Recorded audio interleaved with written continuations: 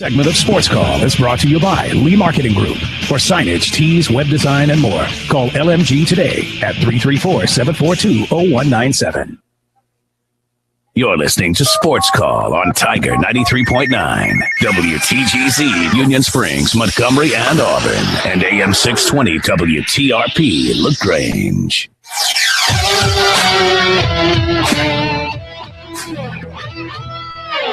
You better buckle your seatbelts because it's going to be a show to watch.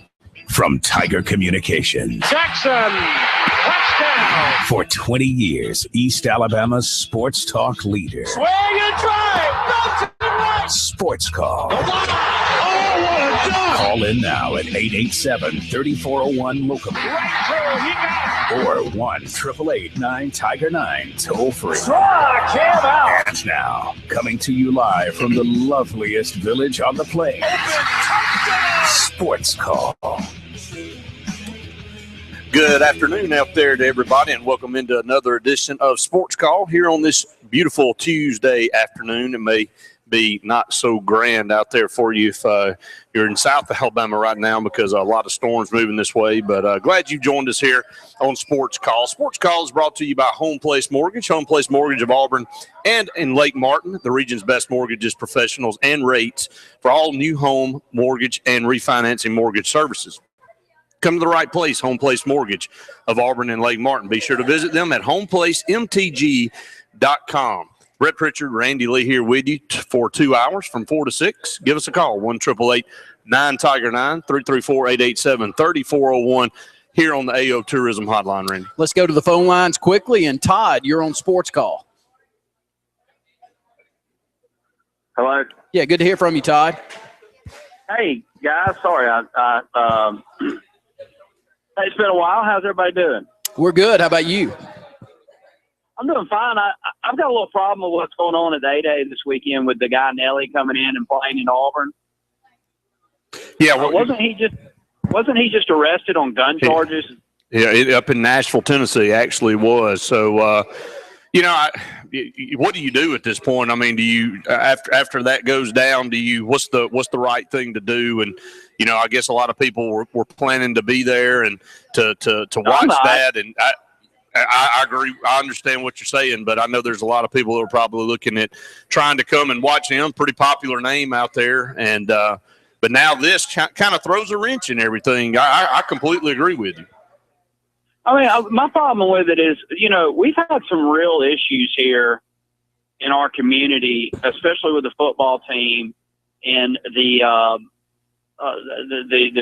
players shot and killed out on West Longleaf over the last 3 years. And now we're going to bring in a guy who just got arrested on gun charges and drug charges in Tennessee to perform after our football game. It's not. What kind of message does that send? It sends a bad message is what it does. It's several things that are involved, and I'll go over it. I mean, he was arrested on felony drug charges, and then they found a gun on him. So it wasn't just a gun charge, but it was felony drug charges. So will he even be available to come down there Saturday is the question. I'm just saying, I just hope and pray, if he does, that we don't have another West Longleaf nightmare in downtown Auburn after A-Day on Saturday. Because if we do, I don't know if the community is going to stand it much longer. It's a good point. Real issues in this lovely village of ours, and it's a growing and hustling and bustling city, and it's got issues like any other. I just don't understand at this point in time why you don't just pull the plug on this fella and tell him to take a hike. I don't care if we got a contract or not, buddy.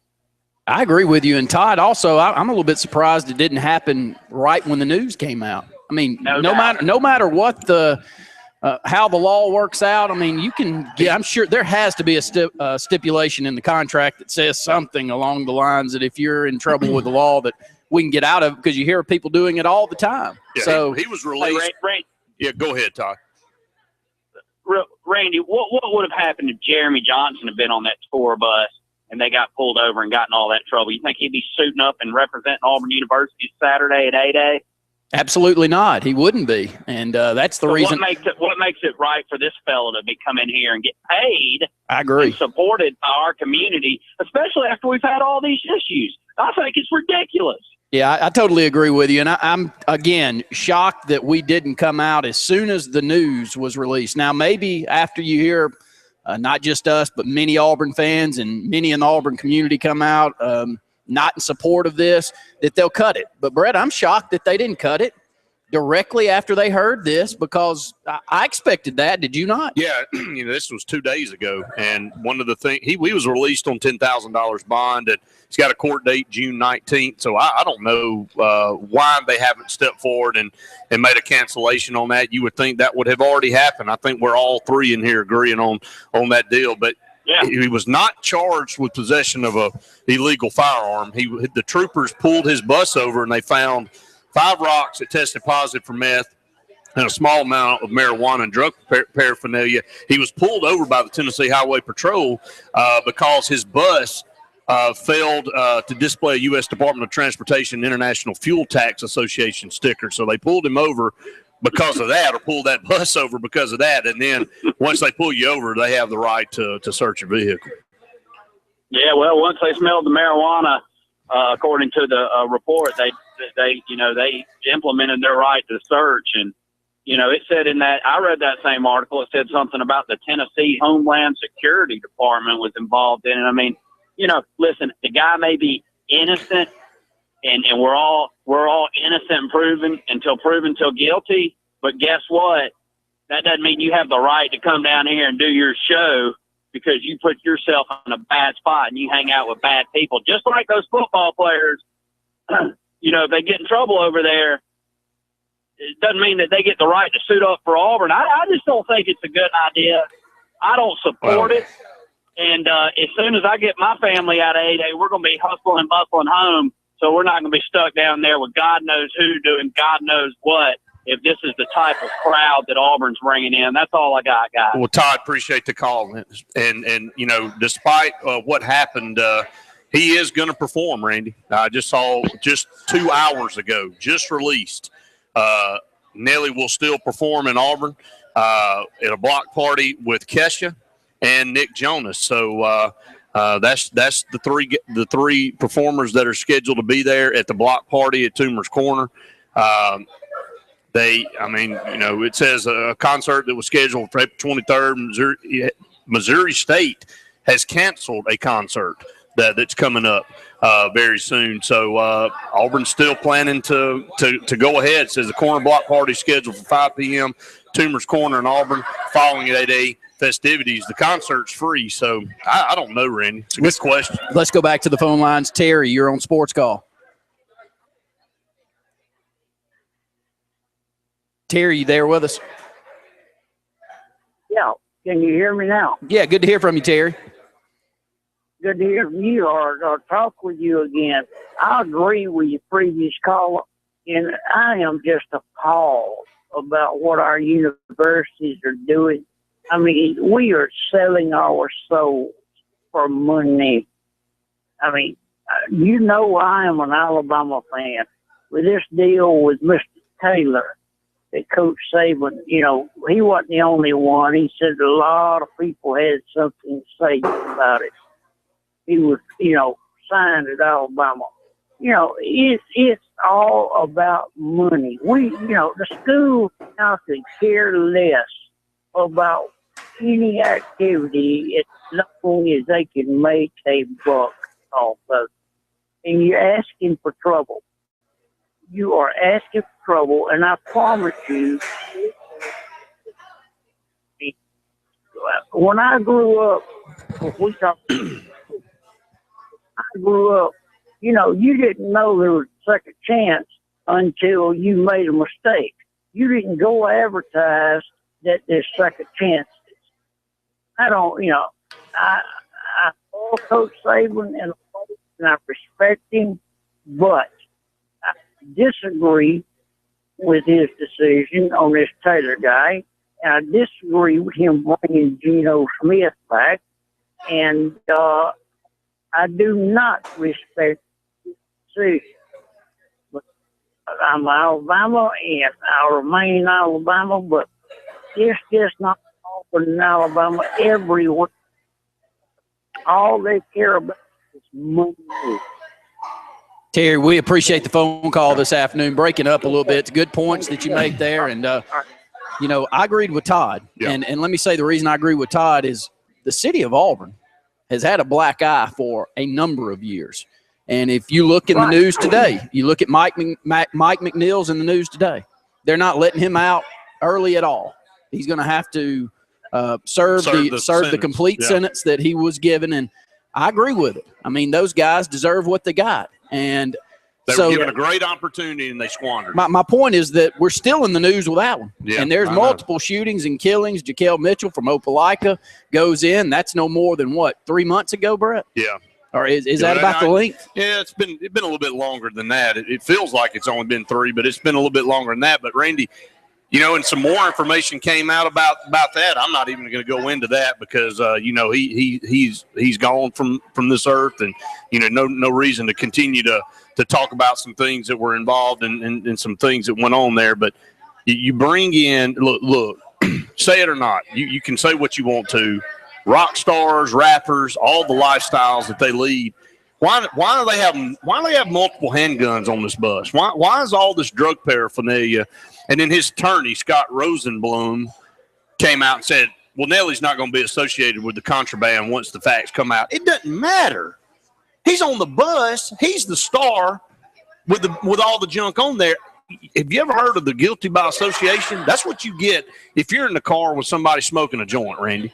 It didn't matter if you're actually putting the joint to your mouth and smoking it yourself. You're guilty by association because you're with that person that's doing it. That's a crock there from his attorney saying, well, he's not going to be – he is associated with it because he was on the bus where people were partaking, whether he was or not. Now, I don't think any of us are as naive to think he wasn't dabbling in it as well. So he got released on $10,000 bond. I think the fans ought to I think everybody that's called in so far has voiced their opinion adamantly against this. Keep Kesha there. Keep Nick Jonas.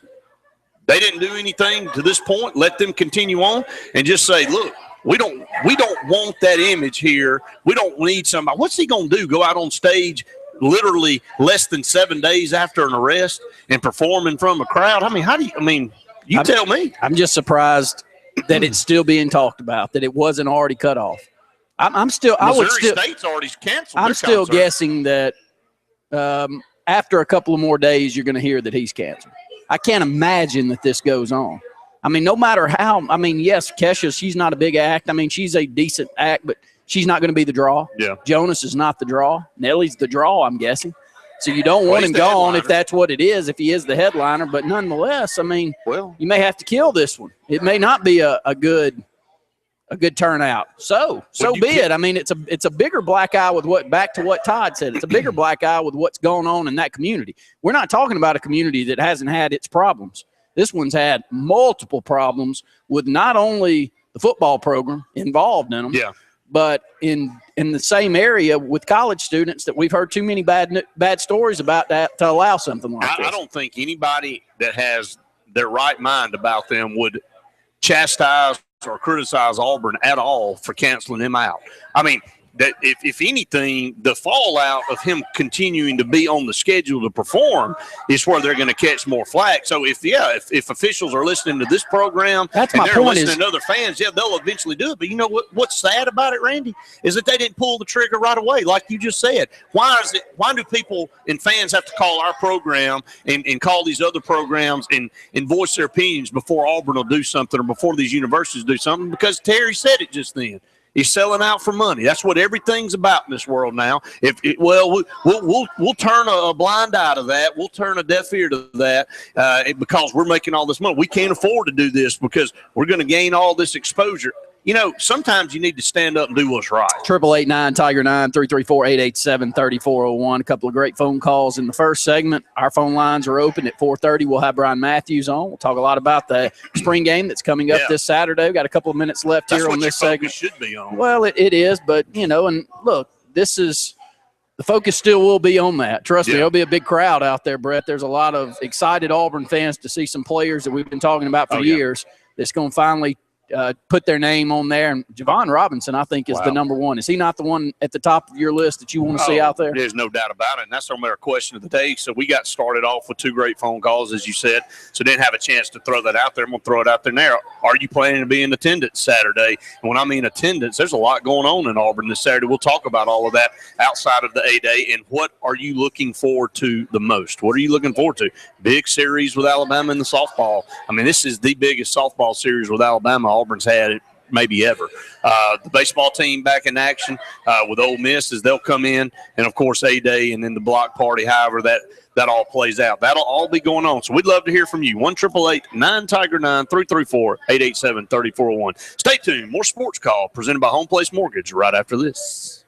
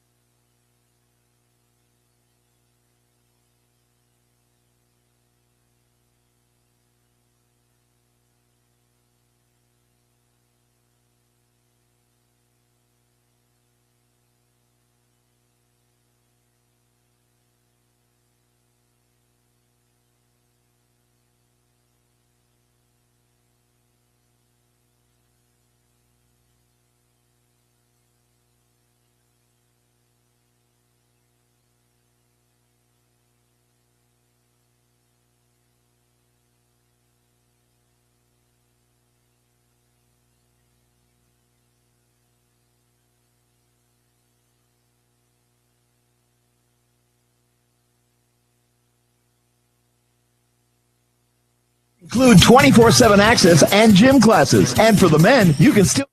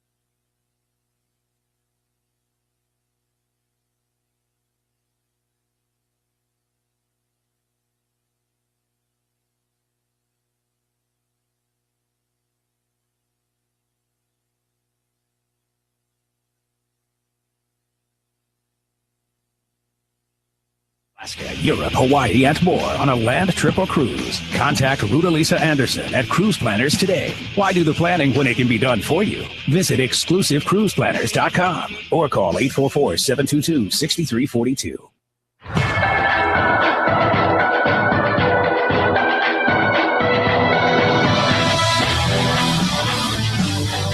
Welcome back, everyone, to the Tuesday edition of Sports Call. Brett Pritchard and Randy Lee here with you till 6 o'clock. Taking your calls, 1-888-9-TIGER-9, 334-887-3401. Sports Call brought to you by Auburn Urgent Care. Auburn Urgent Care offers convenient solutions for your health care and occupational medicine needs, including workman's compensation, injury care, and certified DOT medical examinations. With locations on South College and in Tigertown, visit them online at auburnurgentcare.com. Again, a pretty interesting start to the show. A couple of calls adamantly against Nelly continuing to perform after his arrest this past weekend on drug and gun charges up in Tennessee.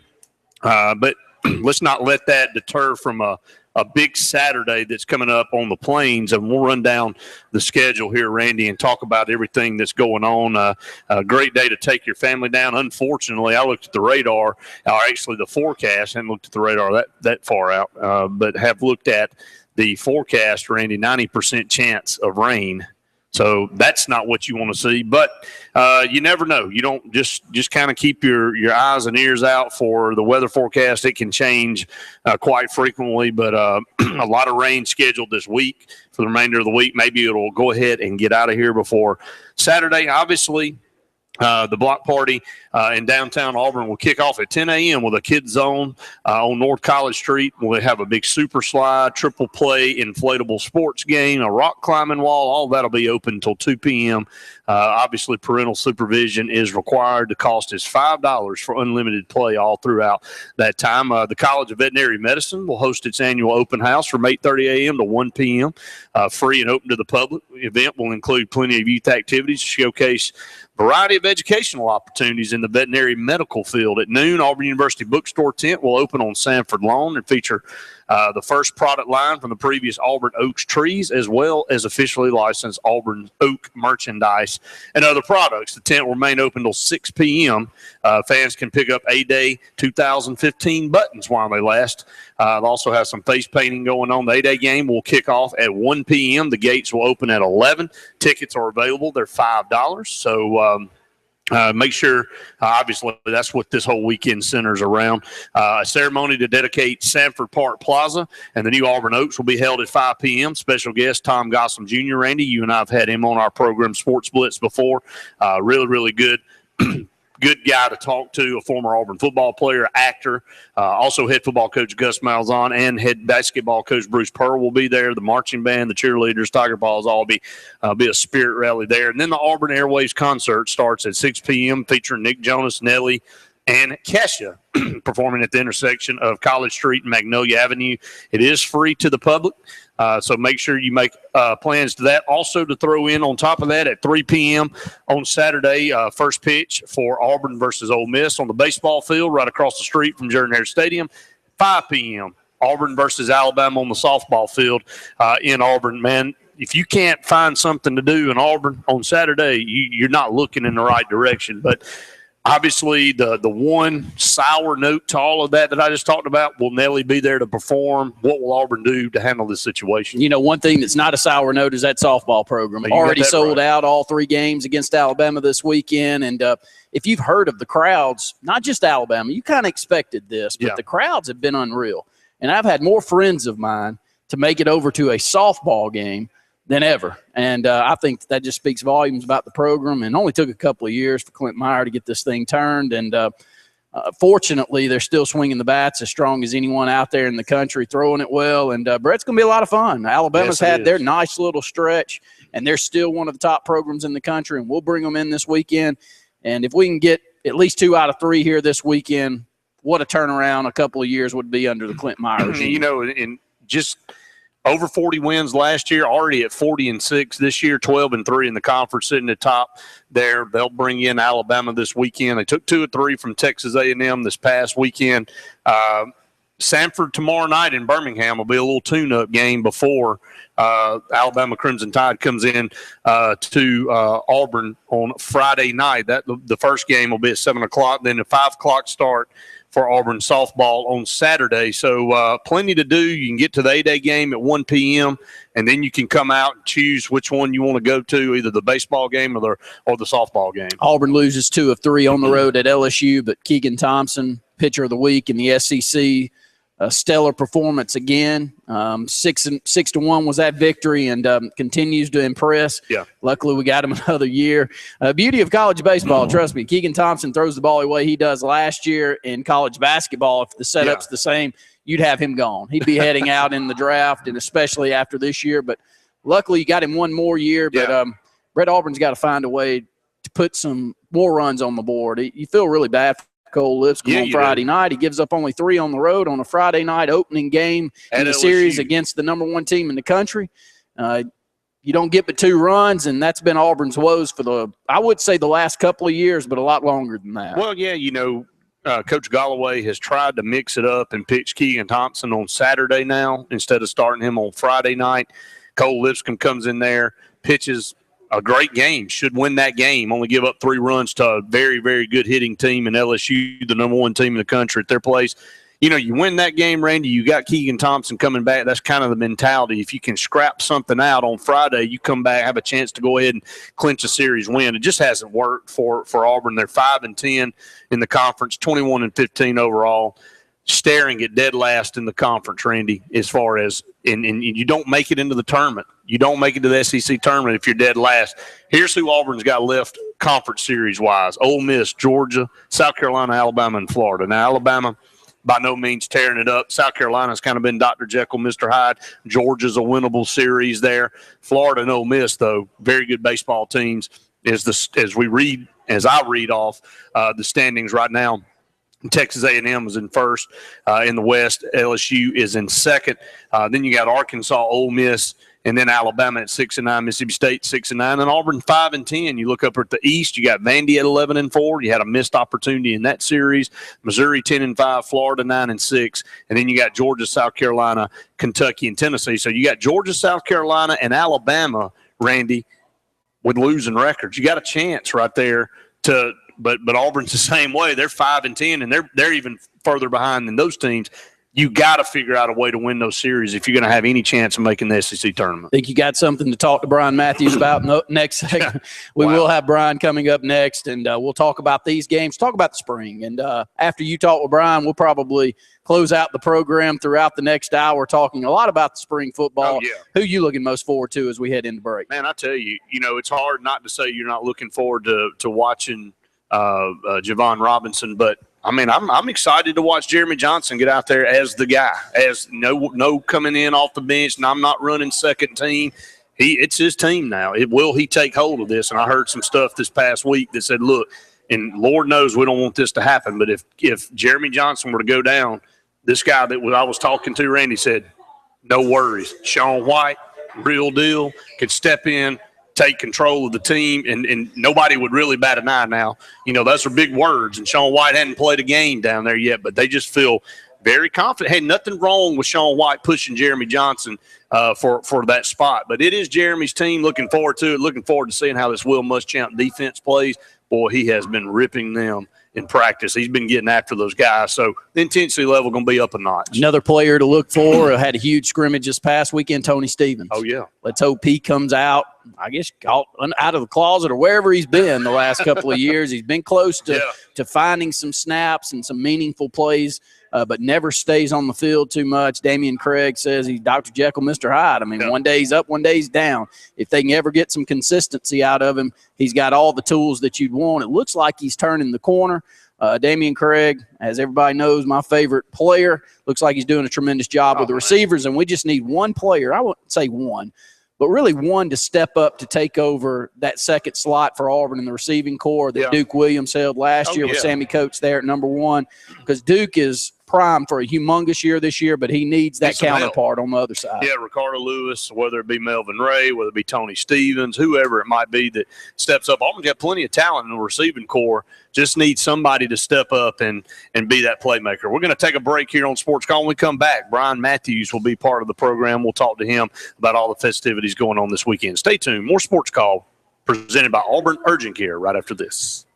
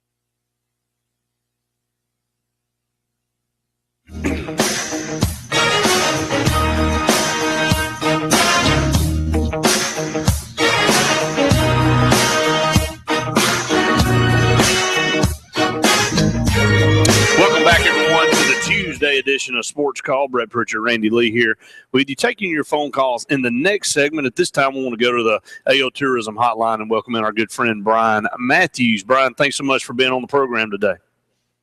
Hey, how you doing? I'm doing great. Good, Brian. And this is Brett today, not Andy. So filling in for Andy today, but glad you have joined us and part of the program. Well, obviously a big weekend on the Plains coming up, highlighted by the A-Day game. Just do want to start off, though, had several calls in the first segment right out of the gate after what happened with Nelly this past weekend. Why – fans questioning why Auburn probably hasn't axed him from the lineup yet. Have you heard anything any different? I have not. I mean, I have no idea what's going on with that. It's sort of out of my realm of coverage. But whatever. I'll be covering the game. I won't be able to go to the. Well, that's kind of what I headlined on there and told everybody is that, look, obviously the pageantry around the game, everything that goes on around the game is exactly that. We're focused on what's going to go on the field. Obviously, the 8A game coming up. Let's talk about this past Saturday, Brian, first, the scrimmage and what Gus Malzahn said. Obviously, he thought that the offense caught up a little bit this past week. He did, and they needed to after pretty much getting their tails whipped in the first scrimmage. I think it was definitely more even. I believe they scored about 5 touchdowns on offense. All 3 running backs got in the end zone and, a couple of passes for touchdowns too. So I think they're pleased overall with the defense, especially the way they stepped up. And, this offense is going to be good this year. I mean, they've got so many weapons on that side of the ball. And Jeremy's already proven what he can do, as a starter and as a backup. And I just think the big thing this spring was becoming more physical, which they've already worked on, and just getting that defense to step up. And I think they've done that. Well, that's one of the things that I really starred when spring practice started, that Gus Malzahn said he felt like they lacked at the end of last year coming down the stretch was that physical mentality, and they kind of just faded away coming down the stretch. So he made a commitment to this spring football practice that it was going to be very physical. Now, you take a chance when you go that route. Obviously, football's a contact sport, and we all know that at any moment in time you can get a guy injured. But, that's just the decision he made. And with Will Muschamp coming in, I've heard a lot of different reports, Brian, that the intensity level has been vamped up considerably from what it was last year, and I don't think anybody's shocked by that. No, they shouldn't be. That's just how Will operates. He's a really physical guy, really intense, and they got after the spring. They do have some guys banged up. Tony Stevens was in a cast on his leg at practice today. A couple of guys, Josh Holsey, Tim Irvin, were in orange jerseys today at practice. So was Trey Matthews, safety. So they've had some guys banged up. Duke Williams has been banged up, Justin Garrett. But I don't think there's been any really, really serious injuries other than T.J. Davis, who had the knee surgery a few weeks ago, but I still think there's a chance he can get back this fall. But other than that, I think most injuries are minor ones, or ones that are going to be, they're going to be good to go by the summer. Well, a couple of other guys that Coach Malzahn decided to keep out of the full-scale scrimmage were Carl Lawson and Alex Kozan. So just talk about those two guys coming off of last year not being able to play at all, just what a boost they're going to bring to Auburn in the fall. Yeah, I think Carl's ready to go right now. They're just holding him out as precaution. They just want to make sure he gets to August 100% and really gets to September 100%. So they're being careful with him, but they're really happy with his progress. I think he's ready to go. And then, Alex Kozan, well, we'll have to wait and see, but I think they're really happy with his progress so far. He's been doing everything except the full contact scrimmages. But I don't think we'll have a final idea on him until we get to the summer and get ready for 2 days. But I think they're really happy with his progress. Talk about Sean White just a little bit. Obviously, we'll be taking most of the snaps for the other team. Talk about his play and what he's done, because obviously, it's Jeremy's team. I think we all feel that way, and we've heard what Damian Craig said as far as some preliminary things of he and Duke Williams maybe setting some records and breaking some of his records, which he was fine with. But, you get more coach speak from Coach Malzahn and Rhett Lashley. Just talk about Sean White, though, a guy that'll be in the backup role more than likely behind Jeremy Johnson this year. I think they're just really happy with his development. I think they feel like they've got a good 1-2 punch with Jeremy most likely going to be the starter and Sean the backup, just like they've had the previous 2 years with Nick and Jeremy. So I think the confidence is there that when Sean White's times come, he's going to be able to step in and be a very good starter for Auburn, but he's going to have to wait at least a year or two, I believe. Brian, a couple more notes on the scrimmage and then the practice this spring, and then we'll move into some of the guys that will be in town this coming up Saturday to visit. Talk about how this team has played out and who has stood out to you as a surprise that you really didn't have an eye on. I know a lot of people have talked about, and I know Will Muschamp's talked a lot about Trey Matthews. We've heard a lot about him, but somebody that really stood out to you during the spring practice. I think the rise of Dontavius Russell, I knew he would be good. I knew he'd be fighting for a starting job, but, it sounds like he's pretty much won and maybe the best defensive tackle on the team right now. So I thought that was a big for that freshman to step up like he has. That's definitely a positive surprise on that side of the ball. I'm a little bit surprised how quickly Jason Smith moved to wide receiver.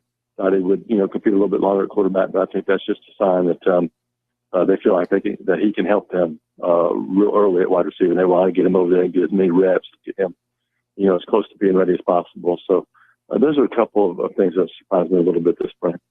Brian, you mentioned Jason Smith, and I'm glad you did. He's so talented, a guy that can play a lot of positions. Obviously, can play that quarterback position. He's a great player as a receiver. Mississippi game with Randy and a few years ago, and he was the MVP as a receiver in that ball game. So, is he a guy? I know a lot of people have come up and said different things to me, and I can't really answer the question, so I'll kick it to you. Is he a guy that you think we'll see in certain situations under center or in that shotgun trying to run maybe a little wildcat formation, some different looks? I think it's a real possibility. They didn't need the wildcat the past couple of years with Nick Marshall quarterback, but that's something they could use a little bit more of this year. So I think if they do, I think he's one of several candidates on the team to run that. And they've got several players, especially receivers, that were former quarterbacks. But I think he'd definitely be a leading candidate there. And there's a chance he could win that punt return job. They're going to keep working him out there. He's been getting reps there at every practice that we've seen, along with Marcus Davis and Stephen Roberts. So that's an area to watch. But, I think his biggest contribution right now, at least his best opportunity for one, is at wide receiver. Brian, one more question about the team, and we'll talk about these recruits coming in this coming up weekend. What position do you feel like gained the most or made the most progress during the spring? I know on defense there was a lot of room for improvement, but the defensive line, you mentioned Dontavius Russell. Is it the linebacking core? I know we got some big-time players coming in the summer that are going to add into that. Is it the secondary? What did you think was the biggest area of improvement or made the biggest jump in spring practice? Well, I think you named two of the most important ones, and that's defensive tackle in the secondary. I thought those were two of Auburn's biggest weak points, especially on the defensive side of the ball. And I think Dontavius Russell or Rashid Kenyon stepping up to that buff position, which is, defensive end, outside linebacker. And, some guys like Jamel President come back from his injury and playing pretty well. I just think that they feel a little bit better, or at least I do, about the defensive line situation, although they can't afford any injuries there. And then the secondary, having a guy like Josh Holtz who step up and have a great spring, I think that really helps solidify that position. It's still a position that lacks a lot of depth, and they're going to have, a freshman or two, probably two, come in and play, just to help fill out the depth chart there.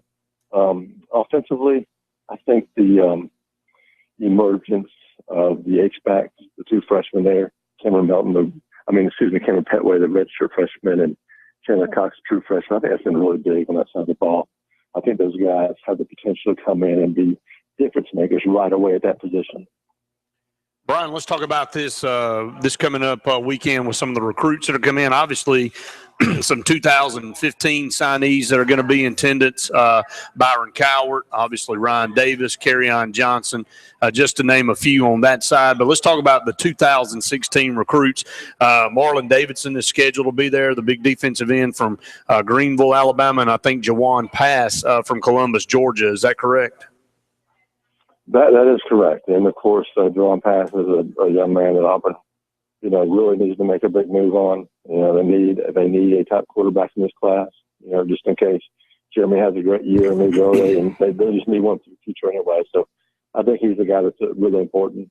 And of course, Marlon Davidson is a 5-star. His brother's here as a coach, a former player here. And that's a guy that even though everybody thinks or assumes he's coming to Auburn, they still need to recruit him really hard because there's other schools out there like Alabama, Florida State that are recruiting him very hard too. Any other guys on that list of note? I think I've got written down here to Darryl Marshall from Leeds, Alabama. He'll be in Quinnen Williams, who's a commit for Auburn, and then, of course, Landon Rice, who's committed to Auburn as well from Calhoun, Georgia. Yeah, and I think Trey Threat, the linebacker for Spanish 4 to 4 stars, is just a player to watch. I think Auburn's probably the team to beat for him, and they need several linebackers in this class. They've got a few seniors on this team, so they're going to have to have some turnover at that position coming up soon. There's 2017 kids. The top 2 right now, Lyric Williams, the running back from Gadsden, Southside. I think Auburn's a strong leader for him right now. Probably definitely the top running back in the state for next year, and one of the top 2 or 3 for next year. And then a quarterback from Louisiana, Lowell Narcisse, target for Auburn. He'll be here. This is just a preliminary list. We'll have a much bigger and more in-depth list later in the week. Well, Brian, we appreciate it. Tell everybody where they can catch you and how they can keep up with what you guys are doing. I appreciate that. They can check us out at auburnsports.com. Follow me on Twitter at BMattAU, and we'll have plenty of updates from practice today, later tonight. And then, of course, as we get closer to A-Day and, the visit weekend, we'll have updates on those guys too. Well, Brian, we appreciate you always being on with us on Tuesdays at 4:30. We look forward to having you on next week. That sounds great. Thanks. All right, thanks so much. That's Brian Matthews with auburnsports.com. And, again, always doing a great job there, talking about the recruits coming in for 2016. Obviously, a lot of the 2015 signees will be in attendance when Randy comes back. We'll talk about those and a lot more and take your call. Stay tuned. More Sports Call right after this.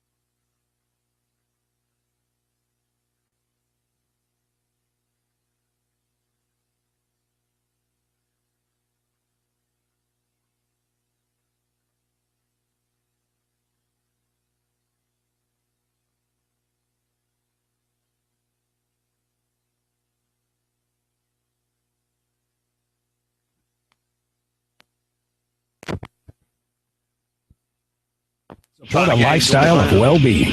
When you need to refresh, revitalize, and replenish, it's always Resource Natural Spring Water.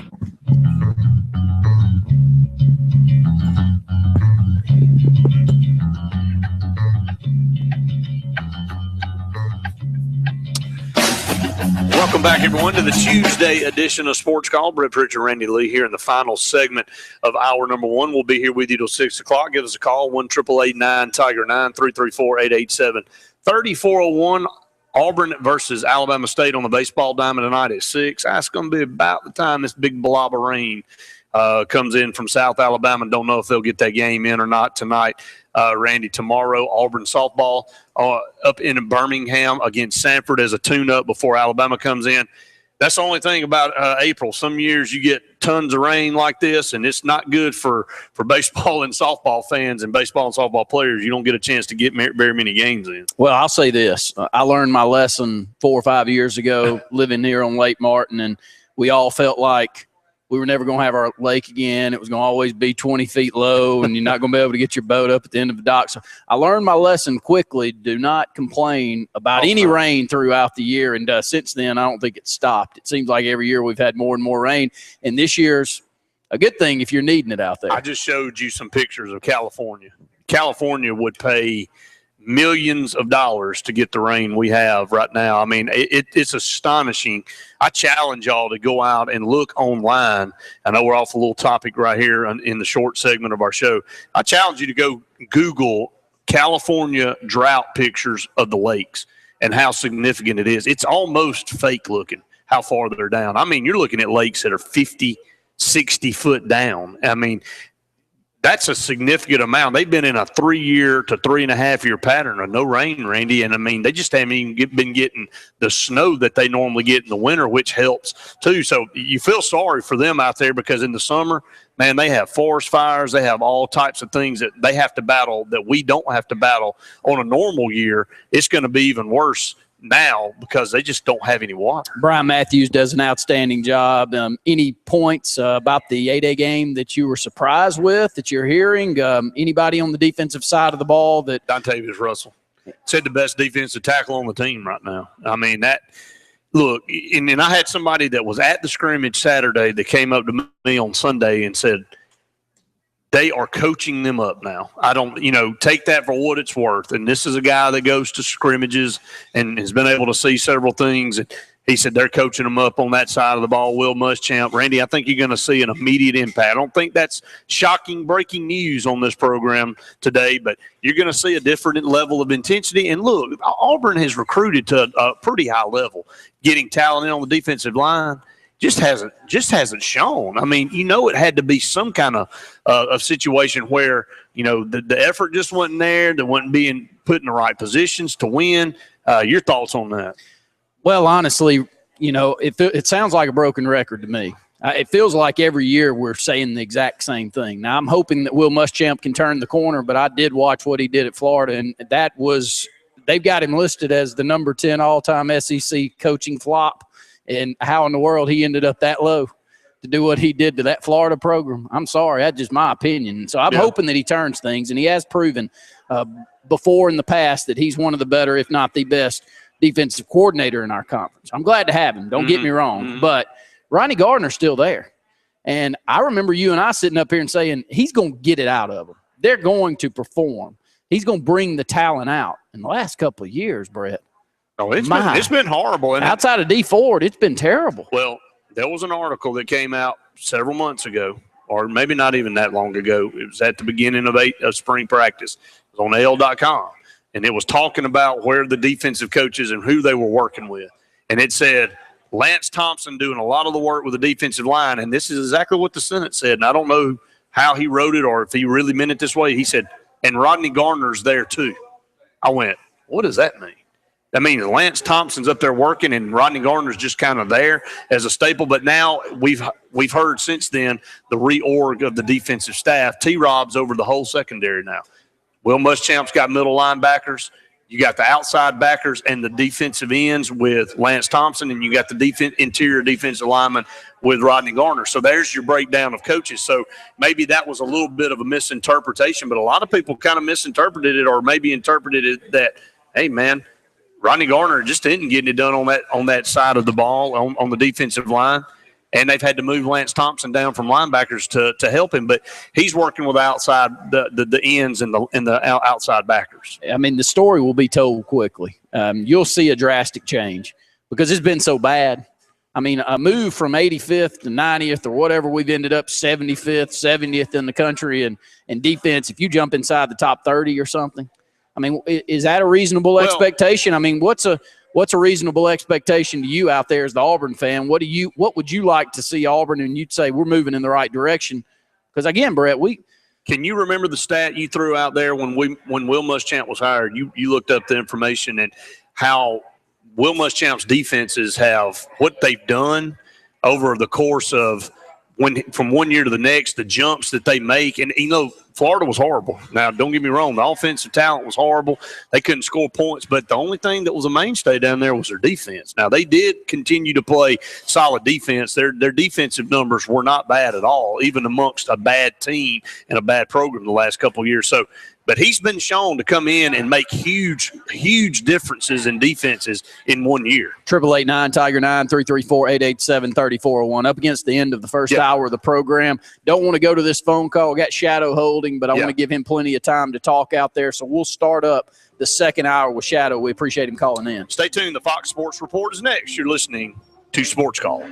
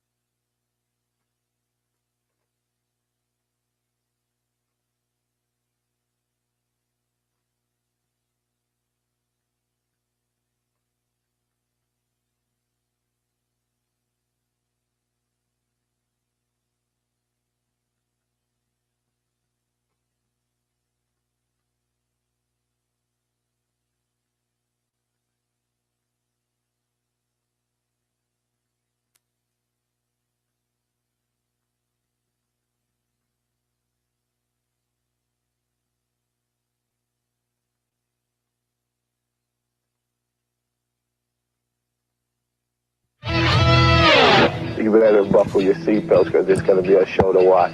From Tiger Communications. Jackson, touchdown. For 20 years, East Alabama's sports talk leader. Swing and drive, Belton right. Sports Call. Oh, what a dunk. Call in now at 887-3401-LOCAL. Right through, he got it. Or 1-888-9-TIGER-9, toll free. Struck him out. And now, coming to you live from the loveliest village on the plains, Sports Call.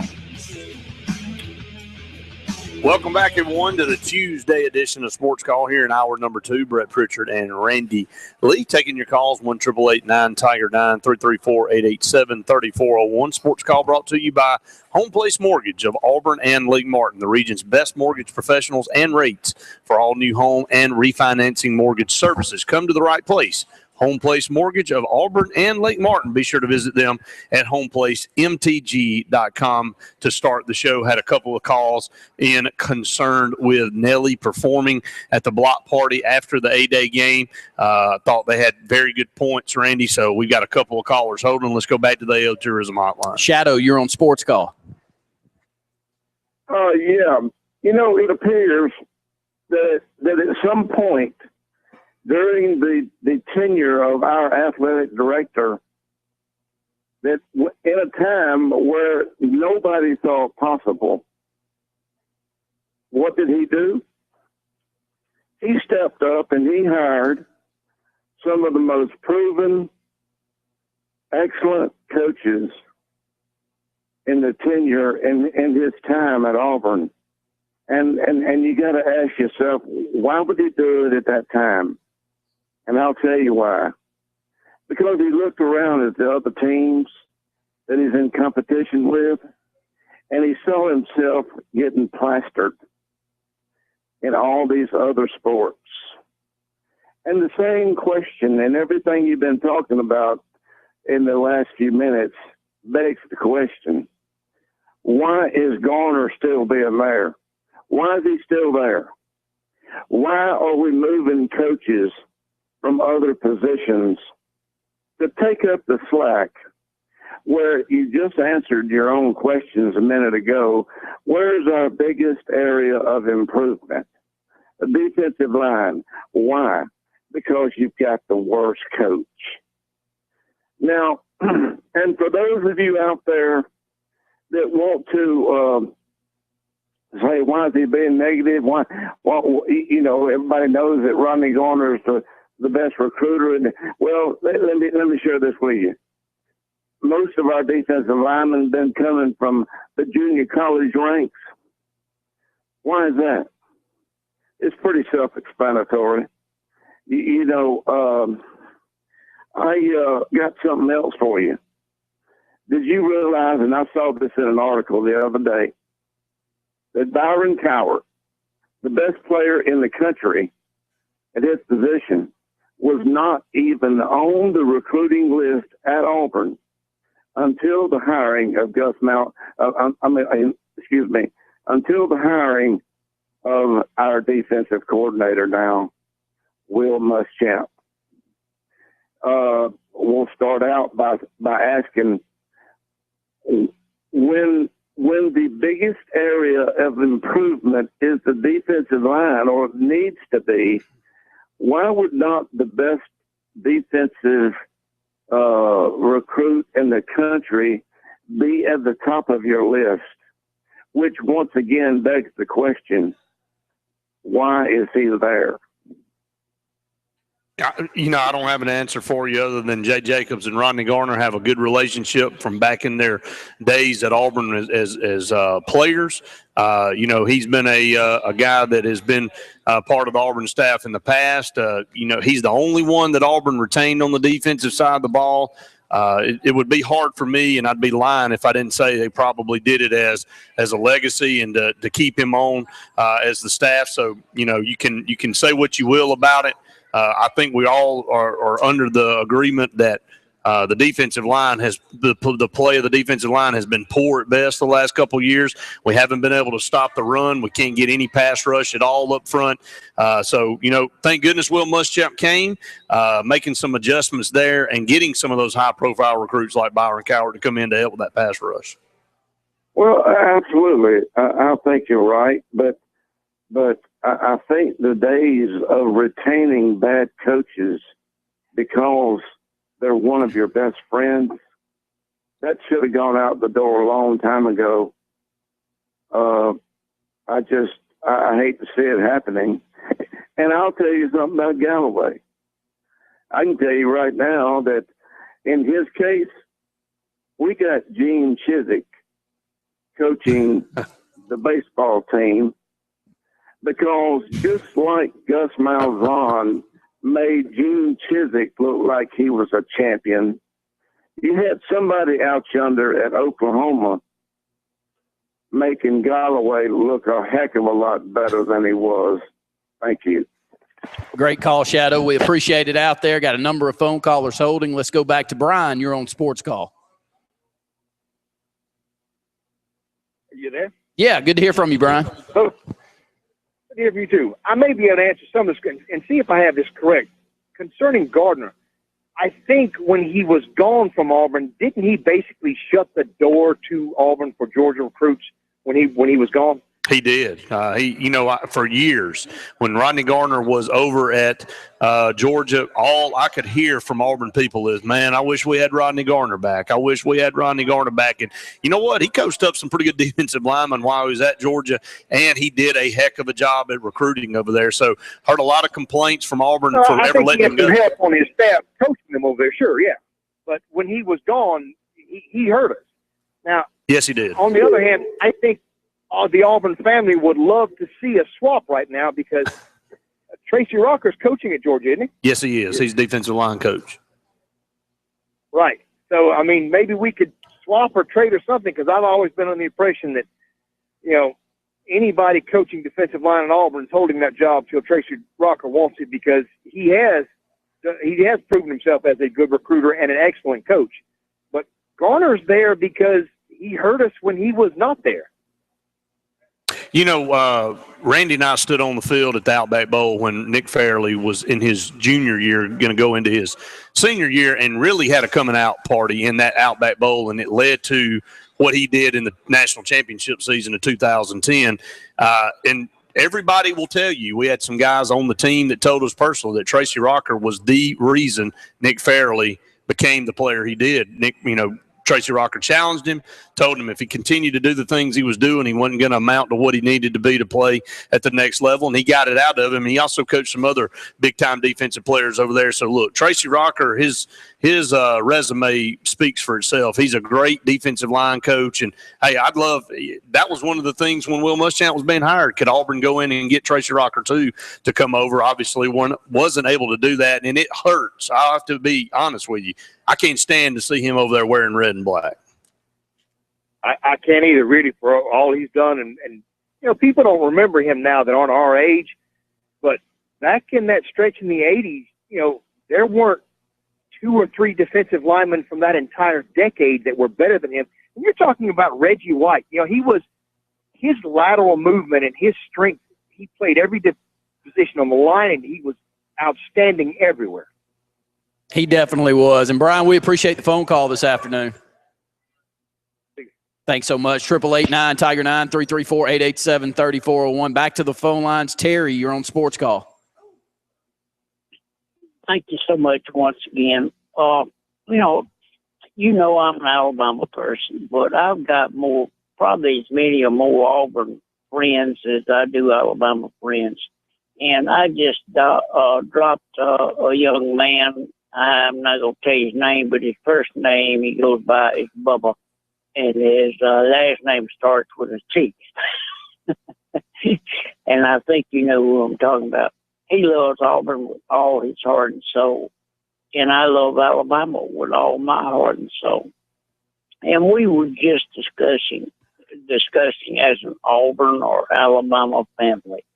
And I'm telling you, I consider my Alabama as a family. He does his as a family. And break it down plain and simple. If I had a daughter, which I didn't, or if Mr. Bubba had a daughter, which he didn't, there is no first chances of coming to my door to date my daughter if you got some stuff behind you.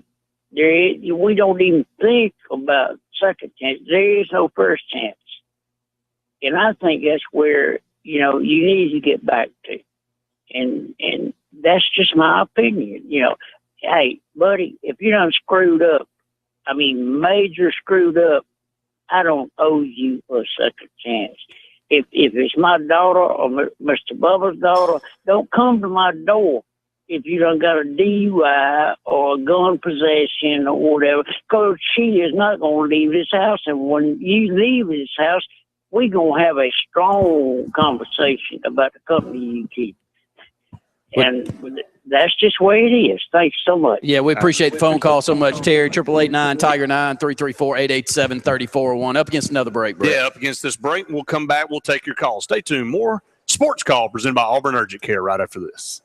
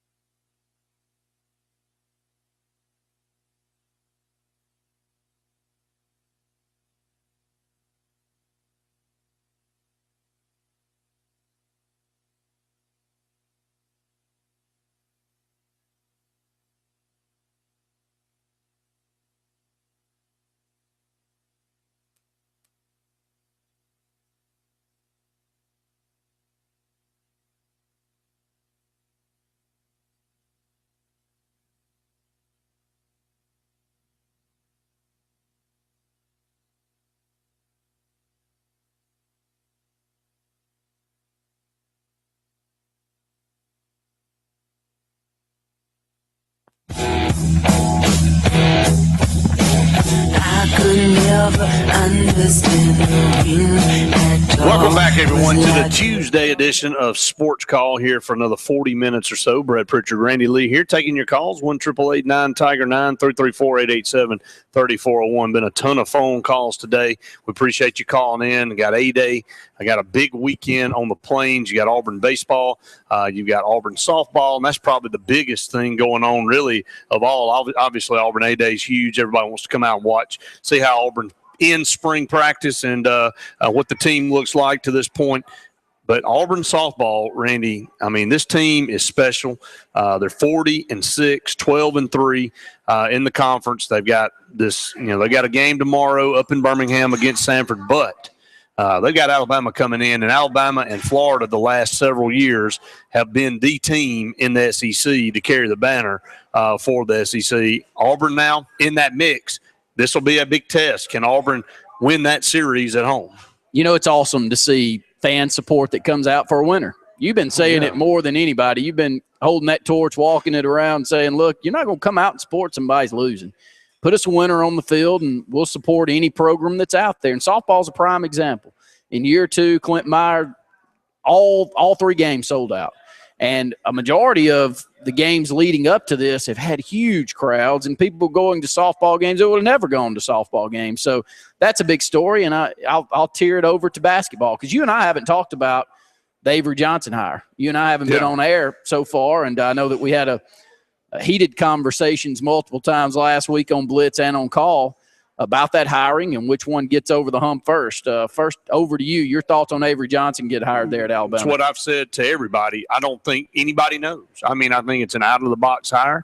I loved Avery Johnson as a basketball player. I liked the Spurs. So I loved watching him play. He was a guy that nobody really gave a chance to, but he always just went out and played really well and did the things he needed to do to be successful, have a long career in the NBA. Randy, he's not going to know. He can say what he wants to in a press conference until he gets out there, hits the road recruiting, competing against some of the top tier programs. He's going to win some battles. He's going to go through some low points where he thinks he's got a guy and he don't commit to him. And how does he handle all that? It's the first time he's ever had to deal with the world of recruiting and the policies and the procedures that have to go along with being a college head basketball coach. So I don't know. I don't know. I don't think anybody. I heard somebody else say something on another show the other day. Said none of us can say anything concrete about how Avery Johnson's career is going to be. And they can't say anything really about Bruce Pearl. Anything you got to go off of Bruce Pearl is he's been pretty successful everywhere he's been in college. You don't have that to go off of against Avery Johnson. I will say this, though. They weren't knocking on his door. He's been out of coaching for 2 years. The NBA has a lot of retread and a lot of things that go on in the NBA. Nobody was after Avery Johnson. That doesn't mean that he's not going to be a good college coach, though. But it does kind of make you scratch your head a little bit. Why was he out for 2 years? Why hadn't somebody already picked him up at the NBA level? 888-9-TIGER-9, 334-887-3401. Love to hear from you out there. You think this recruiting class for Auburn changes the tune and is canny? That's the story. It's his birthday today, by the way, and happy birthday to him out there. But Horace Spencer, looks like that one's going to end up going in Auburn's favor, and that's a huge get for Auburn. But a nice class. Where are we, 12th nationally? 12th in 2 recruiting services, 13th in another. So I read an article before I came up here. It's basically the same thing that we've talked about how quickly Bruce Pearl has swung the momentum for Auburn. And then now, even looking into next year's recruiting class, Auburn in the mix for the number 1 player in the country. Are we talking about basketball? Are we talking – look, I think Auburn will be leaps and bounds better than what they were this past year.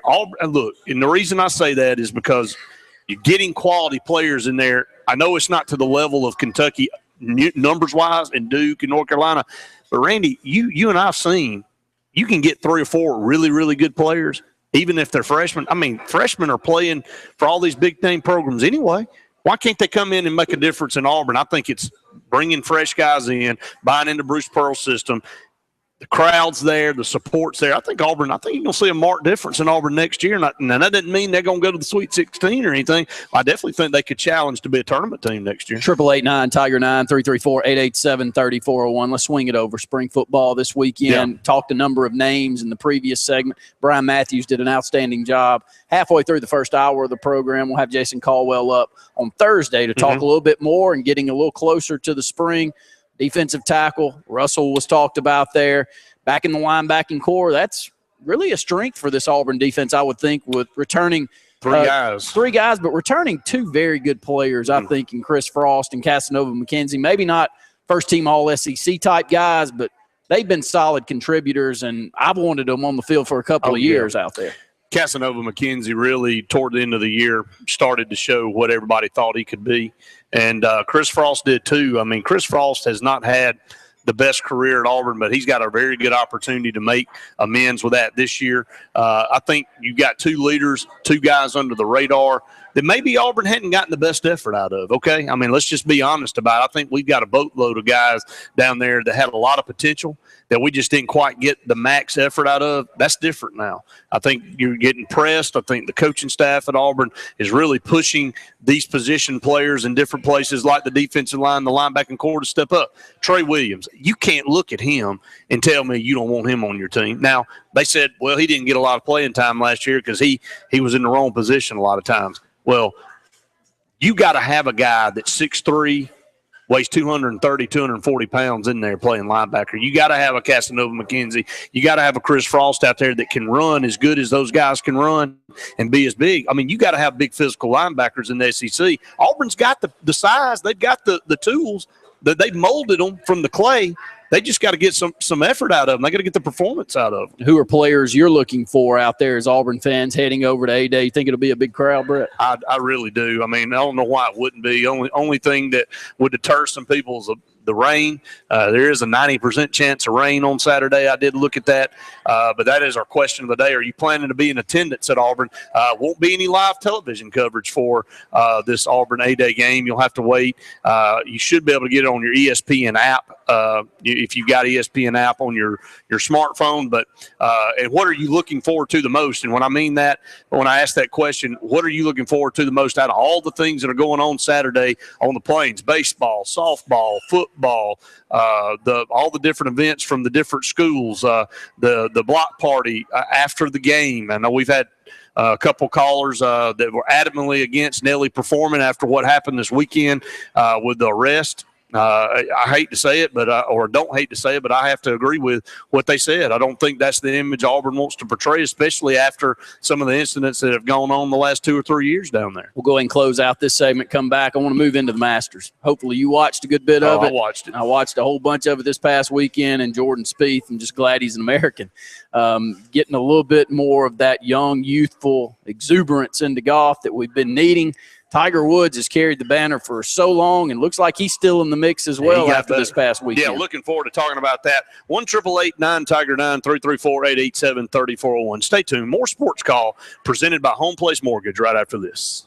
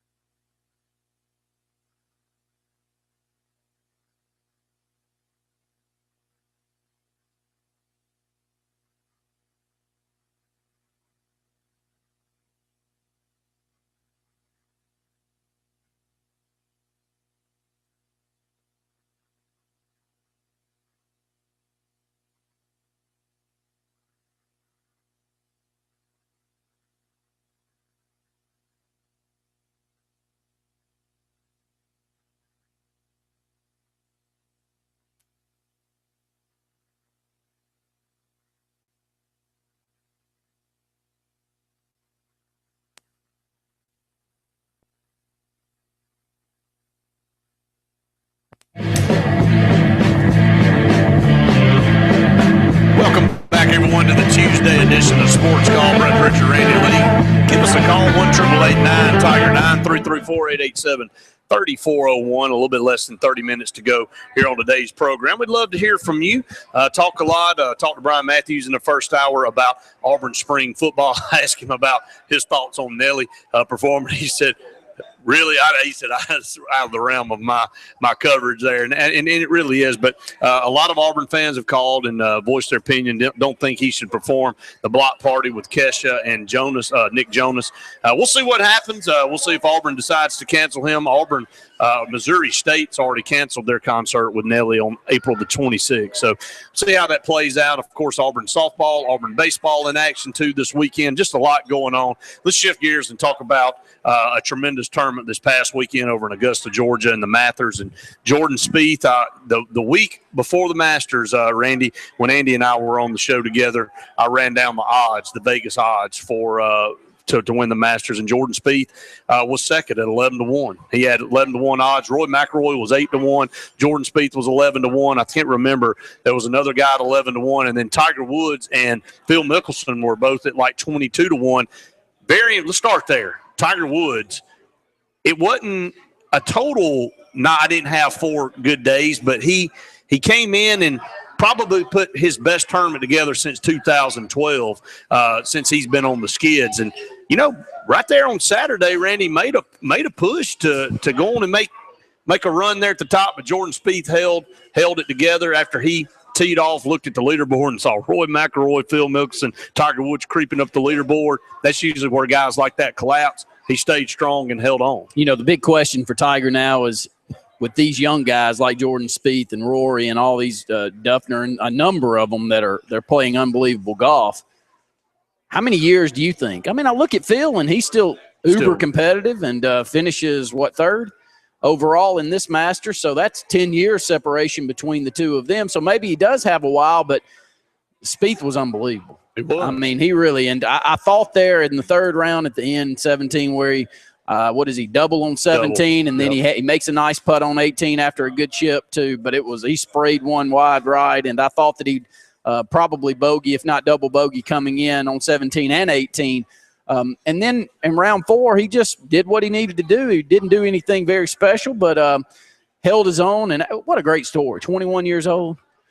20 years old last year. He finishes second in the tournament and really does fall apart there at the end with opportunity to win there. So it's an unbelievable story, and I go back to it. I'm just glad he's from the U.S. to see potentially a U.S. player really jumping up there to compete with McIlroy again. Yeah, he tied Tiger's record at the Masters with an 18-under finish. Go back and look at the finish, like you said, Mickelson, he played really well the week before at the Shell Open. Comes back, shoots 14 under for the tournament. So does Justin Rose. McIlroy finishes at 12 under. But, Tiger Woods down there, I know he didn't quite finish the way he wanted to finish at 5 under. But the thing I saw in Tiger this week that I hadn't seen in a long time is he looked like he was back in control of some things. His short game was better than it has been the last few years, and that's where he'd been losing it a little bit. And he sprayed a couple off the tee box at times, but Tiger tends to be aggressive and tend to go a little bit more for the gusto than he should. He looked like at times the old Tiger of old. So we'll see how he plays the rest of the year, and if he has anything creep up as far as medical conditions or anything that'll hamper him. But you're right. I mean, the younger guys, the wins will be fewer and far between, but that doesn't mean that I don't think he's capable of putting 4 rounds together and winning one of these things soon. Let's bounce around, talk about a number of different topics as we close out today's program. 888-9-TIGER-9, 334-887-3401 is a great place to start. I know you saw Damian Craig's comments. We talked a little bit about them in the first hour, but I'd like to get your thoughts on them as you brought them up to Brian. And he said that all things work out as planned this year with Jeremy Johnson, Duke Williams, they could really break a number of Auburn records. I can't wait. I think it's going to be fun. We're not going to see much that we didn't already know on Saturday in the spring game, but those two guys could be as good as we've seen throwing the football around. Now, it may not parlay into a national championship like we saw with Cam Newton in 2010, but nonetheless, it's going to be fun offense to watch next year. It's going to be really fun, and why wouldn't you expect anything other than for them to have a chance to break records. I mean, you and I've watched Jeremy Johnson for four years in high school, and now since he's been at Auburn, we know what he's capable of doing. Duke Williams proved last year, man, he is a man amongst boys on the field. I mean, that's his go-to target. You know what's going to separate it? It's what we talked about in the first hour. Who's the number 2 guy that steps up, that prevents Duke Williams from being bracketed all the time? He's a different receiver than Amari Cooper. Amari Cooper, you can put him in motion. He could catch things out of the backfield and make me. Duke Williams is not that kind of receiver. Duke Williams is a vertical receiver, a go across the middle receiver, and if he gets bracketed all the time, Randy, it's really going to cut down on his opportunities to catch a football. Somebody in that receiving core got to step up. Tony Stevens obviously won't be playing in a boot. That's unfortunate. I hope that's not too terrible of a setback for him because, as you said earlier, really made some strides in the spring to try to step up to be that next guy. But, you know, Auburn's got a deep receiving core.Maybe Jason Williams. Maybe a Jason Williams. You mean Jason Smith? I mean Jason Smith, not Jason Williams. But Jason Smith, who has played an outstanding had a couple outstanding years in junior college. We watched him in high school. We saw him get the MVP of the Alabama-Mississippi All-Star game, had a good career at McGill-Toolen. He could very well step into that role and be the number 2 guy. Melvin Ray, why do I have this feeling year in and year out that I want to see more of him? Since the big catch, every time he touches the ball, he seems like he makes a big play, and he looks the part. So we've got to be missing something. I mean, looks like Merton Hanks. You remember Merton Hanks for San Francisco? I know Merton Hanks played defensive back, but he's got that long neck. I mean, he's got that long build to him, big lower body. He made a great catch in the national championship game, took it to the house. Last year to start the season, Jeremy Johnson hits him over in front of the Arkansas sideline, takes it down the sideline. I think the ball boy outran him. That got more press than anything. But he just – and then he vanishes. He just goes 2 or 3, 4 games, and you don't hear from him. And I think the critical thing that Nick Marshall had against him last year is he stared at Sammy Coates and Duke Williams. Those were his 2 options, and hard not to. I mean, it's hard not to look at those 2 guys as playmakers, but I think Jeremy's going to be a little bit better at distributing the football. I really do believe that. 888-9 Tiger 9 334-887-3401. We talked about the backfield also, and it's a 2-headed monster. There's more back there, but have you heard or do you have a feel for whether it's going to be Robinson or whether it's going to be Rock Thomas there to getting the majority of the carries this year? And Kerryon Johnson, he's not in the mix yet, but we'll see where he ends up. A lot of Auburn people and a lot of just sports fans in general that have seen a lot of Kerryon Johnson expect him to jump up there and compete day one as he walks into Auburn, but you just got a feel for who will be the first one we'll see on the field. Javon Robinson. I really think that he is the strong, physical type back that you got to have in the SEC. And Rock Thomas, we all have this perception of Rock Thomas as being a guy that's a little fragile. I don't know why. Maybe because he was hurt at Oxford some. I thought last year maybe we didn't take advantage of him enough last year. Maybe we didn't get him in the game. I think one that we're leaving out there that'll challenge and that has really had some impressive days in the spring is Peyton Barber. I mean, Peyton Barber's a guy, Randy, that probably could be a number 1 for a lot of SEC teams. He's a guy that we don't even talk about a lot. You got 4 guys come fall with Kerryon Johnson adding into the mix, and then those 3 that we just talked about. 4 running backs back there that I'd feel good about any of them being back there, to be honest with you. 888-9 Tiger 9 334-887-3401. Brian talked a little bit about Sean White. He's had a great spring. He has. We don't expect him to get starting snaps. We don't expect to see too much of him, but just fill in everybody that couldn't tune in first hour about Brian's comments on Sean White. Well, just feel like he's progressed to the point where they're really comfortable with him, if needed, to take over that offense. They feel good. It's kind of what I started off with, where I talked about a guy that was at the scrimmage and that talked about, if Jeremy Johnson went down, which we hope doesn't happen, that Auburn would not really miss a beat. Now, that's big words, because he hasn't started in the SEC and hasn't played that game, but he was Under Armour All-American MVP. He was the MVP of that game when he played in it. He's a tremendous athlete. He can throw it. He can run it. It's great to have 2 options. A lot of times you got a great quarterback and then the drop-off is tremendous from 1 to 2. It's not the case, I don't think, talent-wise. Now, getting on the field and proving it's 2 totally different things, but I think they're very impressed with him. It's great to be able to have a talent behind a Jeremy Johnson like a Sean White. And look, this 8-day game is going to be an opportunity for him to showcase what he can do. We already know what Jeremy Johnson can do. the fans really don't know quite what Sean White can do. He'll have a chance Saturday. You worried about Auburn baseball? Did you really ask me that? I mean, you are. We're but 5-10 in the conference. We're dead last. I mean, with four series left, 5. Got Ole Miss this weekend, and then you got Georgia, South Carolina, Alabama, and Florida. I mean, Florida. What do you think the problem is, Brett? That's what I'm asking. Well, we've got one pitcher, and Keegan Thompson. Yeah, but we're in year 2 of Galloway. And look, you can look across. Can I tell you what and it's easy to not. It's easy to not confuse it. But what's happening in the softball side has got to be putting added pressure on what's going on in baseball right now. Let me see if you agree with what somebody came up to me this weekend and said. Guy came up to me and said, "Have you noticed the size difference in us and other teams we play? The physical nature of our team versus." This isn't the first year I've heard this. This is going on 2 or 3 years where the size of our players, the height and weight difference compared to what we play against is night and day. Now, I don't know how much that just has to do with us winning baseball games and endurance coming down the stretch, but, I mean, we're dead last in home runs again. We don't hit the ball very hard. We don't score a lot of runs. I mean, we lost a game 3-2 on the road to LSU, number 1 team in the country. Cole Lipscomb pitched his rear end off, and we couldn't score but 2 runs. Keegan Thompson has the most conference wins of any pitcher in the conference. He has 4. He's won 7 games this year as 7 starts. That's the most in the SEC. So he's got 4 of the 5 SEC victories. He's got 4 of the 5 SEC start victories. I mean, come on. If you said it before the show started, what if we didn't have him? Where would we be? I mean, so we're overall, the Auburn's overall record is 21-15, and I think there needs to be more of an outcry about this, to be honest with you, because there's no excuse for Auburn baseball. Randy, let's read off some of this stuff. First win over a number 1 ranked team since 2007. Keegan Thompson is the first AU pitcher since 2000 to throw consecutive complete games.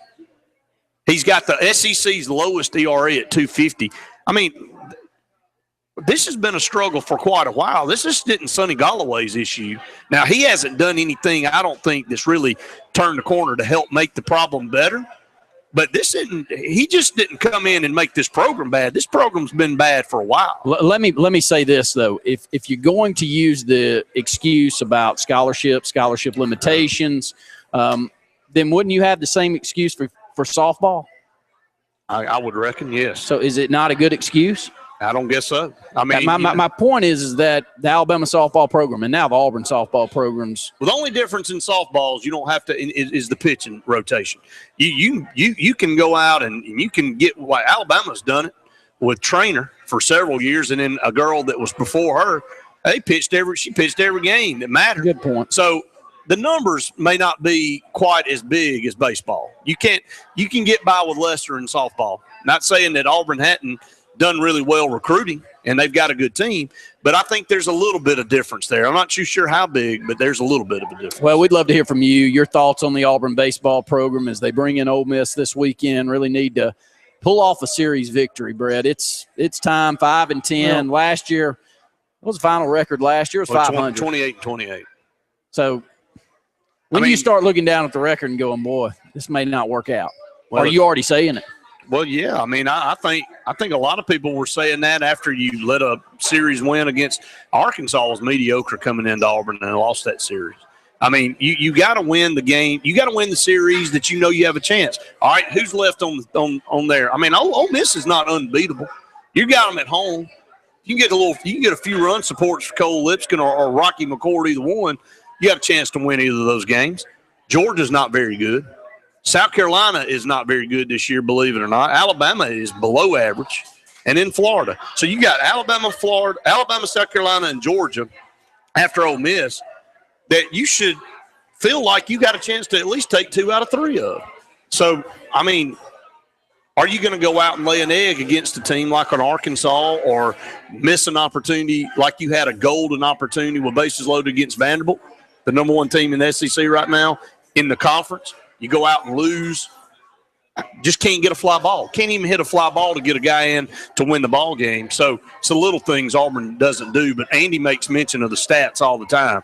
our offensive stats just aren't where they need to be able to win baseball games. 888-9 Tiger 9 334-887-3401. Up against our last break. We'll come back. We'll close out the program. Stay tuned. More Sports Call presented by Auburn Urgent Care right after this.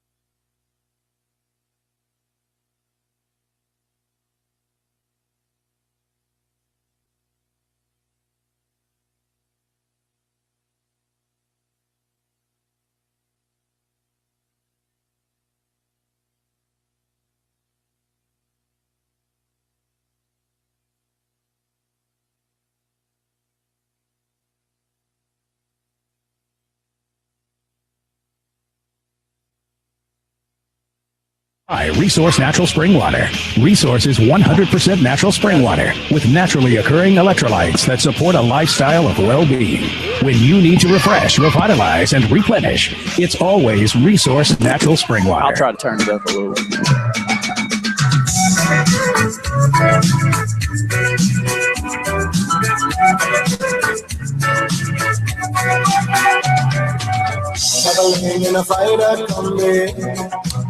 Welcome back, everyone, to the final segment of the Tuesday edition of Sports Call.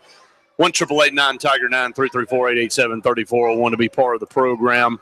Again, a lot of stuff that we've talked about and covered, a lot of great phone calls. We appreciate you calling each and every day here to be on the program here on Sports Call. Again, A-Day coming up this Saturday. We hope you make plans to be in attendance. What are you looking forward to the most out of that? Who are you looking forward to seeing the most? Run down some of the visitors that'll be there for Auburn football. Obviously, signees that'll be there in this 15 class. Byron Cowart, Ryan Davis, Kerryon Johnson, Carlton Davis, Javarius Davis, Darius Slayton, Caleb Kim, Jordan Colbert, Jeremiah Denson, Jontavius Johnson, Michael Horton, Jalen Harris, and Ian Shannon. Obviously, Chandler Cox, who's part of this signing class, already there. Several guys that are already enrolled in Auburn already there. That's two players, Cameron Petway. Cox has been one is talking about at the H-back position, and an interesting dynamic that they bring to the team. Both of them can run well with the football, a little bit different than what we've seen currently at the H-back position. Can catch the football out of the backfield also. So it's going to be, I'm not saying that as good, I don't know, but a little different type of athlete that we'll see at the H-back position for Auburn this year. One of the problems last year was trying to get somebody to step up and fill that hole that Jay Prosh filled the year before. That was such a huge part of the offense, Randy, and you found out when Auburn mixed it up and tried to move people there, they couldn't find that guy that would take over. Brandon Fultz couldn't work out there. It really affected the way Auburn's offense played. 2016 recruits that will be in this weekend. Defensive end Marlon Davidson from Greenville, Alabama, big 5-star recruit there. Juwan Pass from Columbus, Georgia, plays at Carver there in Columbus. Linebacker Trey Threet from Spanish Fort. We've seen a lot of him. Yes, very good size, active linebacker. Seems like he's got all that you'll need to play in the SEC. Defensive tackle David Marshall from Thomaston, Georgia. Landon Rice, a tight end from Calhoun, Georgia. Quentin Williams, a defensive tackle from Birmingham. Spencer Perry, a defensive back from Bradenton, Florida, will be in this weekend. Athlete cornerback to Daryl Marshall. Seen a lot of him. Throws the ball. Yeah, he does. The ball comes out of his hand. He plays at Leeds. They've won a number of state titles. Defeated that Madison Academy team in the opening game on ESPN this past year when Kerryon Johnson had 220, 230 yards running the football. But he's an interesting recruit out there. The last two that we'll see in this weekend in the 16 class, offensive tackle Marcus Tatum from Daytona Beach, Florida. Offensive guard Brodarius Ham from Griffin, Georgia. You can run down the 17 recruits. Got a few of those going to be coming in. Alaric Williams, he's a 4-star guy from Southside Gadsden. Looking forward to having him in. Quarterback Lowell Narcisse from St. James, Louisiana, St. James High School, big-time recruit out of Louisiana. And then defensive end Ryan Johnson from St. Paul's High School, another talented guy coming out of St. Paul's down there. So those are your visitors coming in on Saturday for A-Day. 888-9-TIGER 9-334-887-3401. Couple of more minutes. If I'd have told you, if they're 6-1 a couple of weeks ago, would you have believed it, Brett? In the season right now. Look, but that speaks volumes because this team could easily be where Miami is, 1-6, based on all the all-season moves that they made, and it looked like it was a fire sale getting rid of everybody. But you have to make tough decisions sometimes as an organization, and Braves really haven't done much the last few years. So maybe it was time for a change, get some of those guys out of there, shed some of those contracts, make some room for some younger guys to build back up. If they're 6-1, they get the second-best record in baseball. Them in Detroit have a 6-1 record. Kansas City's undefeated. They're 7-0. They're the only undefeated team left. You got Boston at 5-2. See if you have another team at 5-2. You got Colorado at 5-2, and that's it. So the Braves are second best record in baseball right now through 7 ball games. I tell you, one player that is just unbelievably fun to watch is Andrelton Simmons. Oh, did you see? I put that on Facebook. This play. He makes watching baseball defensively fun. He's an Ozzie Smith almost type. He's not quite as athletic, but the things he does with his glove and getting the ball out, he's unreal, and he's a great piece. And the Braves got a lot of interesting pieces to this team. When you sit there and you watch Freddie Freeman in the middle, who can hit it with anyone, it changes the dynamic a little bit. He may be your franchise player. He may be your next Chipper Jones. I think he already is. All right, well, so they make the commitment. They stick with him. But Simmons, for example, Braves made a commitment to him a few years ago. You're going to be our guy at shortstop. We're going to work you up. Hey, right now it's paying dividends. You take chances, you make investments in players, and you build your team. That's how the Braves got to where they were in 1991. Brett, I know that you've been tough on the Braves for not winning more championships, but what a stretch. You can't – if you're a Braves fan out there, how many times have we not had a team to cheer for in the last 25 years? Not very many. I mean, we've had a very, very competitive team. I mean, you bring up last year, we didn't have a very good team, but the year before, we're outstanding. I mean, we were in the mix all year long. The only problem with that, and the reason I've been overly critical of them is they've had outstanding teams, and they've run the gauntlet in the regular season, get to the playoffs, and they just can't. They fizzle out in the division. They can't even get out of the division. I mean, and maybe it was Bobby Cox or whatever the situation was, but as good a teams as they've had over the last 25 years should have more appearances in National League Championship games and World Series than they have.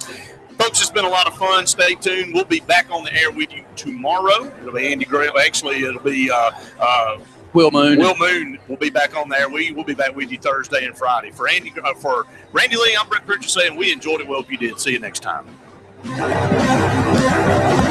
Over the years.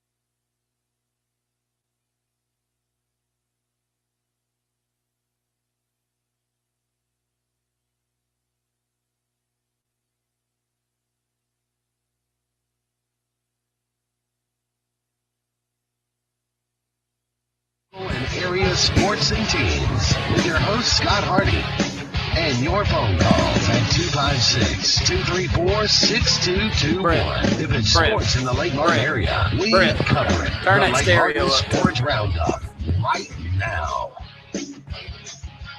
Good Tuesday evening. Welcome into the Sports Blitz Lake Martin Sports Roundup. Randy Lee alongside